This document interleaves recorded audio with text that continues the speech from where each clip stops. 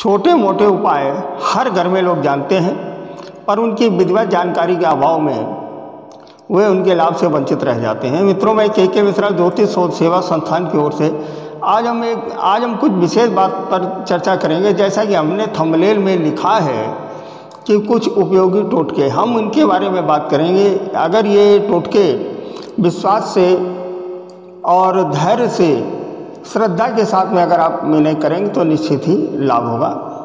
सर्वप्रथम बात करते हैं आर्थिक लाभ हेतु।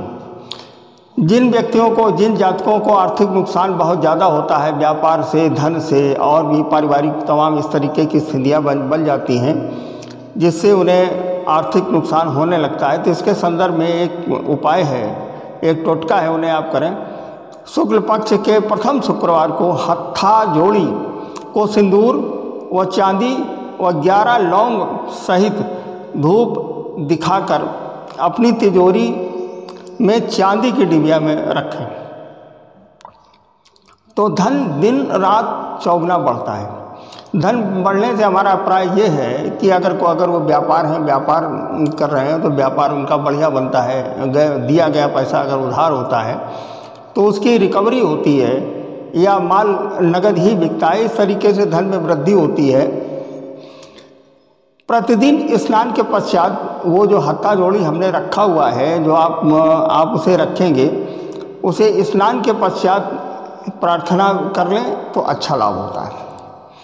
अब बात करते हैं दूसरे उपाय की।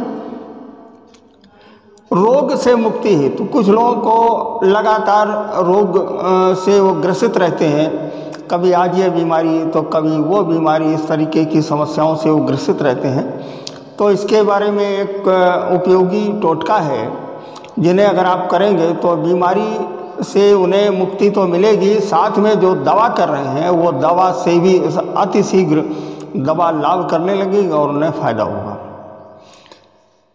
रक्त से संबंधित, देखिए अगर रक्त से संबंधित कोई बीमारी है, अगर कोई व्यक्ति पीड़ित है, जैसे त्वचा रोग है या ब्लड में कुछ इस तरीके की समस्या है, तो करना ये चाहिए कि सिंदूर को अपने ऊपर से उतार कर जल में, जो जल बहता हुआ जल है, रुके हुए जल की बात नहीं कर रहा हूँ, उसमें प्रवाहित कर दें। ऐसा करने से रोग में आशातीत लाभ होता है। माने जितनी आपको उम्मीद नहीं है उससे ज़्यादा लाभ की स्थिति पैदा होती है। अगर किसी व्यक्ति को रक्त से संबंधित, ब्लड से संबंधित कोई समस्या है तो ये उपाय से करना चाहिए। अब तीसरे उपाय की बात करते हैं सुख शांति के लिए। घर में पैसा होने के बावजूद सारी चीज़ें उपलब्ध हैं, लेकिन इसके बाद भी अशांति बनी रहती है, घर में लड़ाई झगड़ा इत्यादि बना रहता है, ग्रह कलह की स्थिति बनी रहती है। तो इसके लिए एक उपाय है कि घर में सुख शांति बनी रहे। सरसों के तेल से मिट्टी के जलते दीपक में काली गुंजा के 2 दाने डालकर उसे गोधूल बेला में घर के मुख्य द्वार पर रख दें। बात को समझ लीजिए। सरसों का तेल लेना है और मिट्टी का दीपक दियाली लेनी है, उसे हम जलाएंगे। जला करके काली गुंजा के 2 दाने आते हैं, मतलब काली गुंजा आती है, उसके 2 दाने उसमें डालकर गोधूल बेला, माने शाम के समय घर का जो मेन दरवाज़ा है, जो हमारा मुख्य गेट है, उस पर हम रख दें तो घर में सुख शांति चिरकाल तक बनी रहती है। माने ये एक बार किया हुआ प्रयोग, इसका असर काफ़ी लंबे समय तक रहता है। इसे करें और शारीरिक, आर्थिक व सभी प्रकार की जो बाधाएं हैं, जो घर में दिक्कत हो रही है, बवाल हो रहा है या अशांति बनी रहती है कि भोजन होने के बावजूद भी घर के सदस्यों को नसीब नहीं होता है, तो इससे इन्हें लाभ होता है। अब ऋण से मुक्ति, अब तीसरे उपाय की बात करते हैं। ऋण से मुक्ति की, माफ़ कीजिएगा, ये चौथा उपाय है ऋण से मुक्ति के लिए। कुछ लोग ऐसे हैं कि उनकी इनकम भी अच्छी होती है, व्यापार भी अच्छा चलता है, लेकिन ऋण से उन्हें मुक्ति नहीं मिलती है। तो आखिरकार क्या कारण है, इसके लिए एक उपाय की बात करते हैं। भारी कर्ज से मुक्ति के लिए, मतलब देखिए छोटे मोटे कर्जों की बात नहीं करते हैं कि जो रोज़ाना प्रयोग की चीज़ों में जो कर्ज हो जाता है उसकी बात छोड़ें। कुछ ऐसा कर्जा जिसे देने में परेशानी हो रही हो, हम उस कर्ज की बात करते हैं। 43 दिन तक हमें क्या करना है, प्रतिदिन किसी मंदिर में जाएं और भगवान के इस जन्म व पूर्व जन्मों में जाने अनजाने में किए गए पापों के लिए हृदय से क्षमा याचना करें। यह उपाय चमत्कार से कम नहीं है। अगर ईश्वर के सामने जा करके अगर उनसे ये कहेंगे, हे प्रभु हमसे पिछले जन्म में या इस जन्म में अगर कोई आगे पीछे जिसे हम नहीं जान पाए हों, अगर हमें कोई पाप हो गया हो तो उसके लिए क्षमा याचना हम चाहते हैं, ये बिल्कुल चमत्कार हो जाएगा। इसके और इससे लाभ मिलने लगे। इसके अतिरिक्त आपको करना ये कि 21 दूर्वाएँ, जो दूर्वा घास होती है, ये 21 गिन करके सिंदूर और सिंदूर की डिब्बी ये गणेश जी को अर्पित करना है और लड्डुओं का भोग लगाना है। कर्ज की किस्त, और जो कर्ज है जिसे आप लगातार दे रहे हैं उसकी किस्त आप किस तारीख से देना मतलब कब से देना शुरू करेंगे? शुक्ल पक्ष के प्रथम मंगलवार से देना आरंभ करें। गले में सदैव सोना पहने, माने बृहस्पति गुरु का कारक है स्वर्ण, उसका कोई आइटम, कोई जंजीर वगैरह अगर नहीं पहन सकते हैं तो पीला धागा ही गले में पहने। हल्दी का तिलक प्रतिदिन लगाएं, ऋण से मुक्ति निश्चित मिलेगी।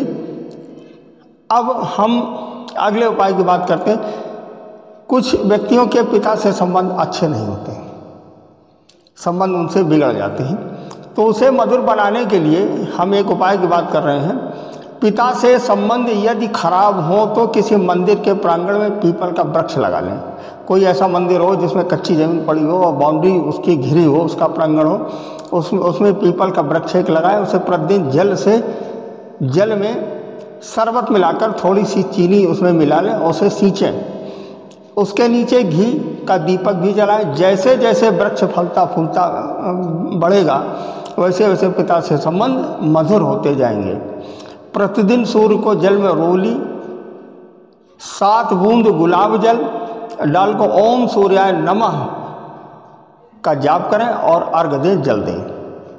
मित्रों, सूर्य पिता का कारक होता है और जो हमारा वृक्ष है पीपल, ये भी पिता का कारक है। अब अगले व्यापार की बात करते हैं।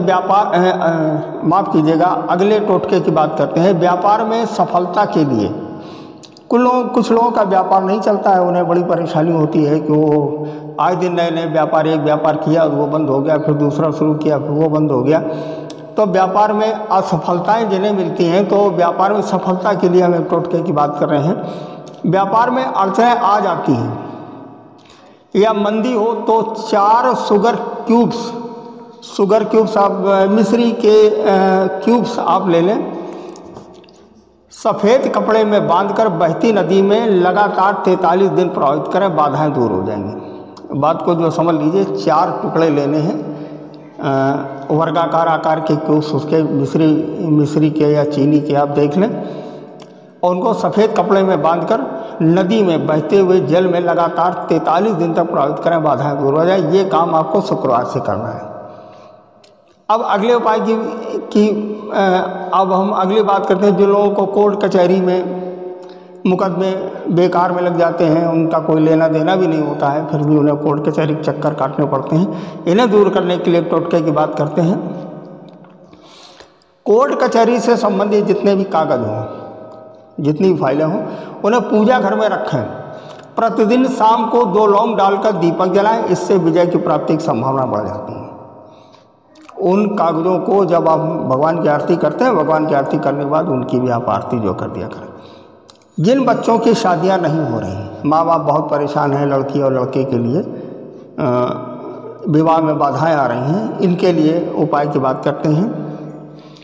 विवाह में यदि विलम्ब हो रहा हो तो उसे शुक्ल पक्ष के प्रथम बुधवार को हरिद्रा गणपति की प्रतिमा धूप दीप दिखाकर अपने बटुए में रख लेनी चाहिए। छोटी सी प्रतिमा आप ले आए गणेश जी की, और धूप दीप माने उसे सिद्ध करके उनकी पूजा करके अपने बटुए में रख लें। ध्यान ये रखें कि बटुआ